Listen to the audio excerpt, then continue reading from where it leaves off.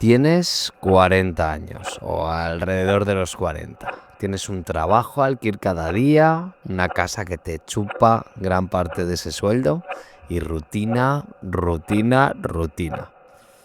El otro día, mientras te cepillaban los dientes, te miraste al espejo y te preguntaste, ¿esto es todo?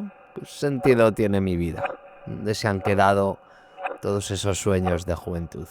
Bienvenido a la crisis de los 40, que nadie se asuste, esto no es un vídeo de estos de terapia, ya tengo uno de este tema en mi otro canal que dedico a tema de bienestar, trabajo social clínico, terapia. Tampoco voy a hablaros de libros de autoayuda ni de frases Mr. Wonderful, que por cierto creo que ha quebrado la empresa, así que bien, todos salimos ganando, la humanidad gana. Hoy, ¿de qué quiero hablaros en este vídeo? Pues os voy a contar 5 novelas perfectas para ti, perfectas para esa crisis que todos tenemos, esa crisis de la mediana edad. Estoy un poco podridillo, ya veis que tengo un catarro elegante, pero no podía faltar a mi cita de los viernes, así que vamos a darle durito con un vídeo. Como siempre os invito a este cafecito que nos tomamos entre los dos. Y en este vídeo pues vamos a empezar a hablar del maestro del vacío existencial, mi super idolatrado Murakami, con ese fantasma que nos ronda de qué hubiera pasado si. Vamos a hablar también de la tentación de mandarlo todo a la mierda, de desaparecer y empezar una nueva vida desde cero. Bajaremos también al barro, una crisis durísima con un premio Nobel. No digo más. Y ojo, porque vamos a tocar todos los géneros. Vamos a ver cómo un vampiro del siglo XVIII, sí, habéis oído bien, un vampiro entiende tu vacío y esa falta de sentido mejor que cualquier influencer barato de estos motivacional que podéis encontrar en Instagram. Cafecito, atentos, porque soy Álvaro Villanueva Gracia y esto es La Madriguera.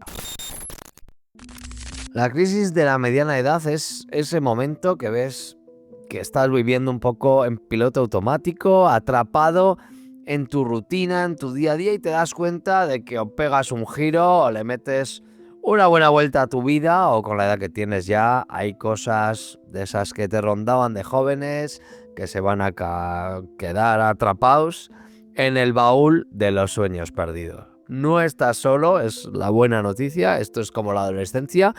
Hay gente que lo pasa de forma más intensa, gente que lo pasa así un poquito sin pena ni gloria, pero todos vamos a pasar por ahí.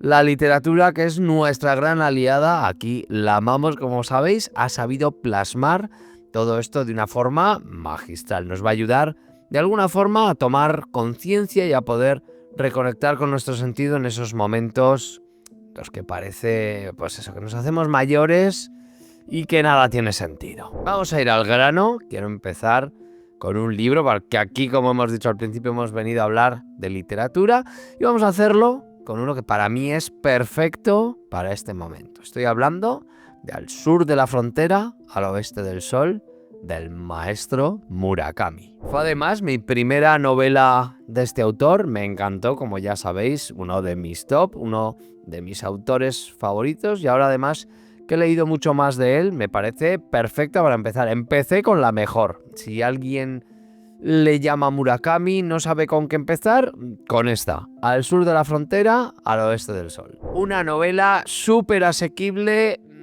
mucho más normal. No vamos a ver ninguna de esas fumadas que sí que podemos ver en otros libros donde mezcla esa filosofía con realismo mágico. Aquí no, aquí va a ser una historieta mucho más simple, mucho más sencilla, aunque con su profundidad, como estamos viendo en este vídeo. Bueno, pero ¿de qué va, no? Pues tenemos a nuestro protagonista, una persona que cualquiera que lo ve, diríamos que lleva una vida idílica, pues idílico desde los cánones del sistema, ¿no? Pues se ha casado, tiene su casa ahí bien montada, gana bien de dinero, tiene además su propio negocio, su sueño era montar un local de jazz, lo ha conseguido, vamos, está en su prime, como dirían los jóvenes. Un auténtico triunfador que sin embargo se siente totalmente vacío en esa madurez, en esa mediana edad.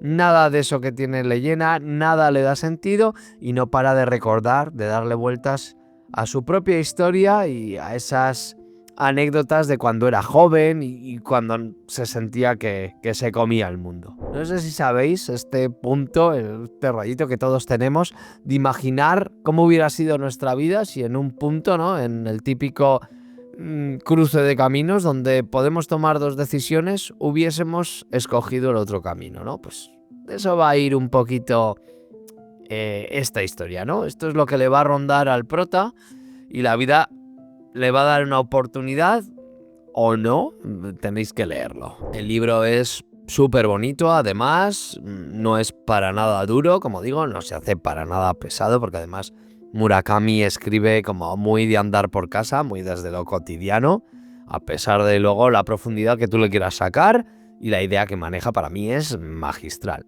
Nos explica cómo lo duro de la mediana edad, lo que nos deja con ese vacío, no es tanto el miedo al futuro, al final, pues como el protagonista, ¿no? Cuando llegamos a la mediana edad, pues tenemos cierta seguridad, tenemos una rutina que nos da esa sensación de control. Lo que se nos hace bola es darnos cuenta de todas esas puertas que nos hemos ido cerrando en el pasado, ¿no? Todos esos caminos que no escogimos y que se han quedado atrás y que probablemente no podamos recorrer ya. Pero una cosa es sentir melancolía escuchando jazz en un bar como los personajes de Murakami y otra es literalmente querer borrarte del mapa, desaparecer de la ciudad, y ahí es donde entra nuestra segunda recomendación. Estoy hablando de Los asquerosos del español Santiago Lorenzo. Producto patrio, como digo, una novela española que sinceramente me leí porque me la dejaron en el trabajo, pero la verdad no esperaba nada de ella, pero nada. O sea, no me llamaba para nada la atención. Me lo dejaron, me insistieron que me lo leyera, lo hice y menos mal porque me encantó. Esta novela no tiene nada que ver con la que hemos visto ahora de Murakami, va por otro rollo, no mama de la melancolía, sino que es una crisis sobrevenida. Os cuento un poquito para que vayáis viendo de qué estoy hablando. Tenemos a nuestro prota, también un personaje totalmente alineado con el rollo de triunfar, ¿no? Con el sota caballo rey de este sistema. Pues ha seguido el camino marcado, tiene su carrera, tiene su trabajo, de momento no es el gran triunfador, pero tiene una entrevista que le va a hacer entrar un poco en esa categoría. Por azares de la vida, vive en una calle por la que está pasando una manifestación y al salir del portal se ve metido en un movidón con cargas policiales, toda la pesca. Al final hace que ocurra una serie de sucesos que no voy a desvelar aquí, pero tiene que echar patas de la ciudad. Lo que empieza con una huida hacia adelante, poquito a poco va a hacer que el prota empiece en esa soledad, ¿no? En ese autoexilio, a cuestionarse su propia vida. ¿Qué pasa con sus aspiraciones? ¿Tenían sentido? ¿Realmente le llenaban o lo hacía porque tocaba? Porque así lo marcaba el sistema. Empieza un poco a ver ese engaño, empieza a ver cómo está viviendo dentro de esta matriz. No os cuento más para no chafar nada, pero es una novela de 10. Mientras la leas te va a hacer cuestionarte tu propia rutina, todos esos objetivos y aspiraciones que nos inocula este sistema como necesidades, nos hace vivir en esta aceleración constante, en este ruido, con estrés, con insomnio. Va a jugar con esa ilusión que todos tenemos en algún momento de no puedo más, no puedo con mi vida y me encantaría dejarlo todo de golpe y empezar de cero, aunque sea en una cueva. Es una novela también que lo va a hacer de una forma súper ligerita, además es muy divertido porque el prota maneja muy bien la ironía. No penséis que va a ser un tostón denso en plan contemplativo de los paisajes castellanos, porque no. Ya hemos hablado de nostalgia, ya hemos hablado de esa sensación que todos tenemos en algún punto de nuestra vida de querer mandarlo todo a tomar por saco y empezar de cero. Vamos ahora con una novela en la que ya pasamos de nivel. Entramos en terreno peligroso, ya vamos a entrar ahí en el fango, y uno de los libros que más duros me han resultado y de lo más duro que vamos a ver hoy aquí, vaya. Estoy hablando de una cuestión personal de Kensaburo Oe. Voy al grano antes de analizar por qué la traigo aquí, por qué me parece duro. Voy a contaros un poquito de qué va esta novela, para abriros un poquito la boca, que yo creo que os va a encantar. Bueno, tenemos nuestro protagonista, se llama Bird,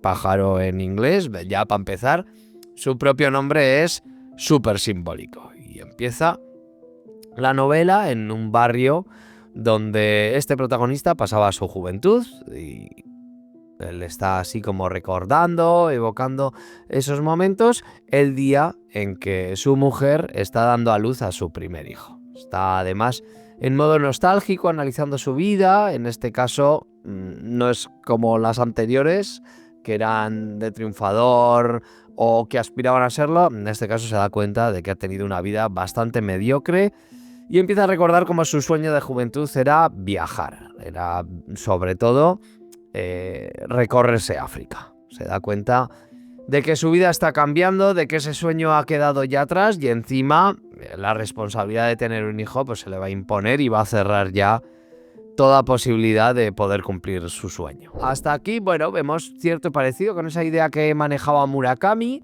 con esa idea de nostalgia, de revisitar tu juventud, esos sueños, pero es que encima, vamos, de repente la novela pega un giro brutal desde las primeras hojas y todo se vuelve mucho más oscuro y va a entrar, bueno, en territorios de la sombra total, ¿vale? Su mujer va a dar a luz, como digo, y va a tener un bebé con una malformación cerebral. Si el hombre ya estaba totalmente bloqueado, al ver que encima tiene un niño con discapacidad, le va a explotar la cabeza. Se va a dar cuenta de eso, de que no es que solo las puertas se le estén cerrando, sino es que encima lo que se le abre es un futuro demoledor. A partir de aquí, caída a los infiernos, debates súper duros mentales, decisiones que os van a remover muchísimo porque son políticamente incorrectas, vais a decir. ¿Cómo puede estar pensando eso? ¿Cómo puede estar haciendo eso cuando tiene a la mujer hospitalizada y el hijo con la movida que tiene, ¿no? Como digo, alerta para sensibles. No es un libro fácil, se lee muy bien porque es muy ligerito, o sea, el lenguaje es muy cotidiano, pero mentalmente te va a golpear. Si lo traigo aquí es porque lo veo súper necesario para este momento vital de crisis de la mediana edad, crisis de los 40, como queramos llamarla.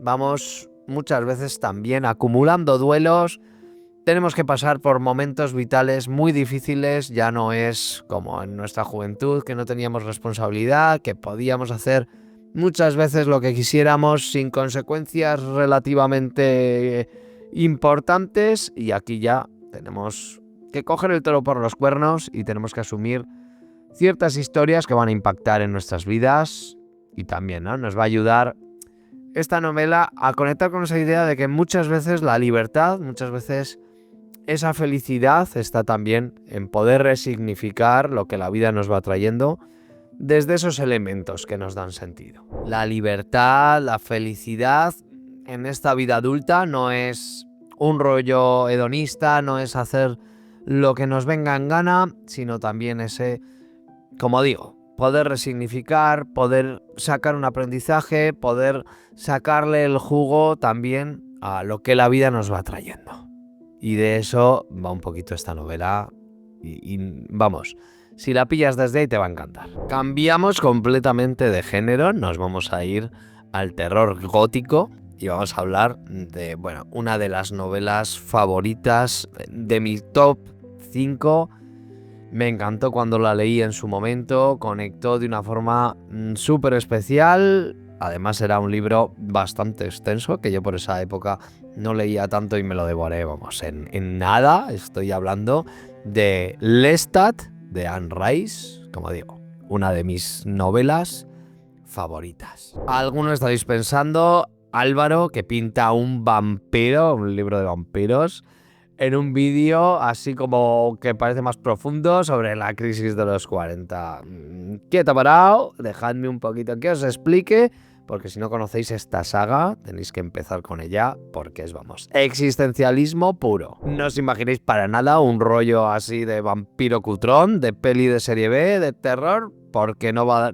Pero vamos, de eso para nada. Vamos al lío, tenemos la segunda novela de las crónicas vampíricas, no pasa nada, te la puedes leer suelta, la vas a disfrutar, aunque bueno, como siempre, ¿no? Si lees toda la saga, la vas a integrar muchísimo más. Yo, si tuviera que recomendar, me leería el primero, que es Entrevista con el vampiro, Lestat y La reina de los condenados. Son los 3 primeros de la saga.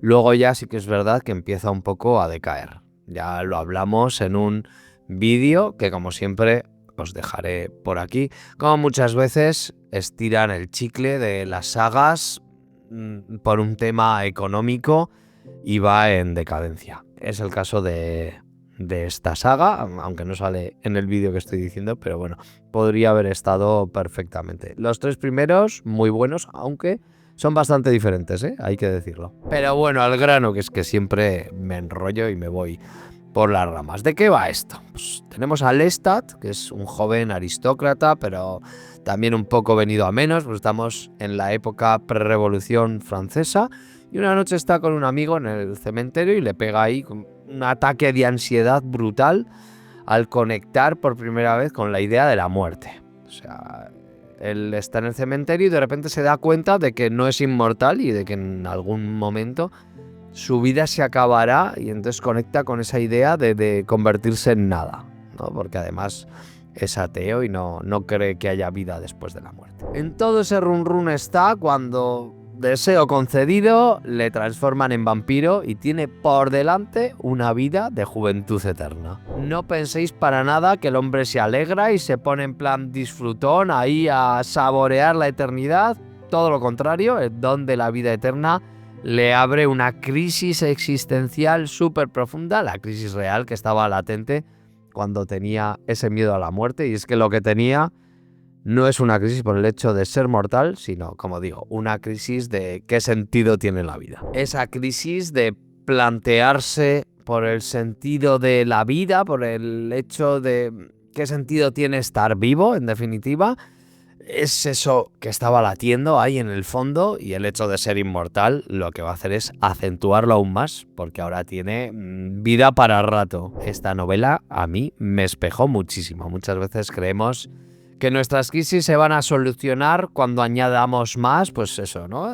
Más ambición, más objetivos, más tiempo, más dinero, y Lestat al final tiene todo eso. Encima, para la eternidad puede acumularlo, bueno, y pegarse una vidorra del copón, y sin embargo se siente totalmente vacío porque le falta lo que verdaderamente nos hace humanos. Le falta un sentido profundo, le falta poder conectar con otras personas, poder conectar también con lo absoluto, poder trascender. En definitiva, se da cuenta de que lo que necesitaba no es esa eternidad, sino un sentido profundo en su vida, conectado sobre todo con esa necesidad de amor. Terminamos con la última de las recomendaciones que os traigo hoy aquí. Lo hacemos además por todo lo alto con una joya que vas a leer en nada, en una tarde te la has terminado, pero que es que además te voy a dejar un regustillo rico porque está súper bien. Estoy hablando de Novecento de Barico. Como digo, una novela corta,